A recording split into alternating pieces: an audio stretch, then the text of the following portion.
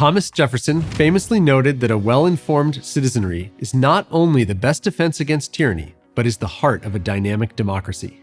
American democracy today operates much like it did at our nation's founding. Citizens periodically vote directly for representatives who then make decisions at the state, local, or federal level on their behalf. But what if, as a voter, you don't consider yourself well enough informed? Today, your only choice is to vote anyway, to become more informed before you vote, or to abstain from voting altogether. But there's another option that might be worth exploring: liquid democracy. Liquid democracy is a concept dating back to the 19th century, but it has gained traction in recent years as our lives have become more digital. In liquid democracy, voters retain the option to vote for themselves, but those who feel insufficiently informed can give their vote to someone else to cast on their behalf. It's a hybrid between representative democracy and direct democracy, and digital technology makes it feasible to build at scale for the first time.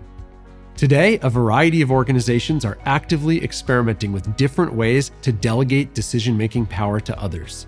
Major investment firms like BlackRock, State Street, and Vanguard now allow shareholders to delegate their votes through voting choice programs. In blockchain, token-based systems allow people to vote digitally, to buy, sell, or lend voting power, and to delegate their votes to others. AI companies including Anthropic, Meta, and OpenAI are running public experiments to delegate decision-making power to randomly sampled citizen assemblies to provide guidance on what AI chatbots should and shouldn't say, or what they can and cannot do. The real-world applications for liquid democracy could have potential. In California, for example, ballot initiatives, which are chances for voters to make decisions together outside the legislative process, can be so numerous that it's difficult to be informed on each one. Many voters decline to vote on many of them, or vote somewhat randomly. Liquid democracy could allow voters to give their voting power to someone more informed, which might help to push through the best initiatives and vote down the bad ones.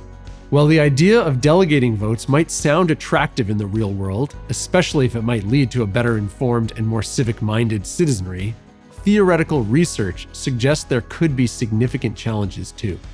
To figure out whether liquid democracy works well and how it could work better, we need to test it out in a real-world, high-stakes setting and see what actually happens.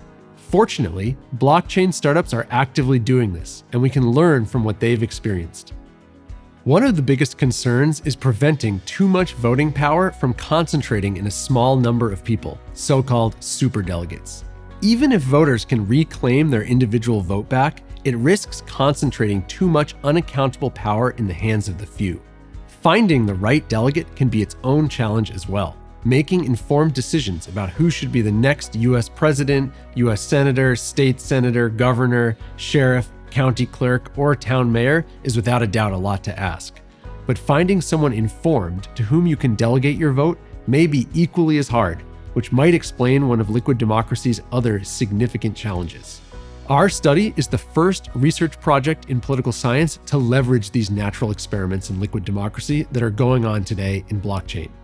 Collecting comprehensive data on liquid democracy and voting that covers over 250,000 voters and more than 1,700 proposals across 18 of the largest Ethereum-based DAOs, we find both challenge and promise to liquid democracy.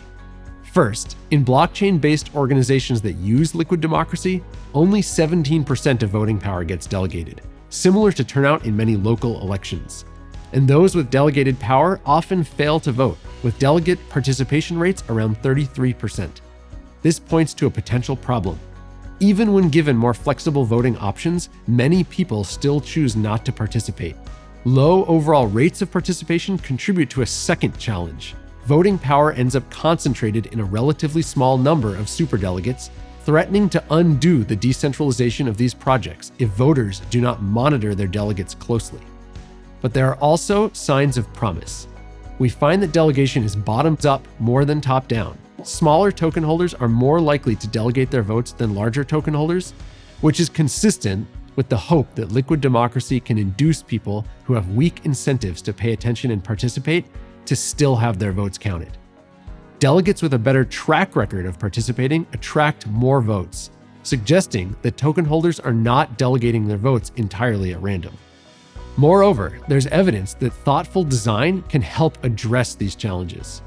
Delegation programs that create convenient online user interfaces and offer information on potential delegates, including their voting positions and their track records, show substantial increases in participation, increasing overall rates of delegation by roughly 25%.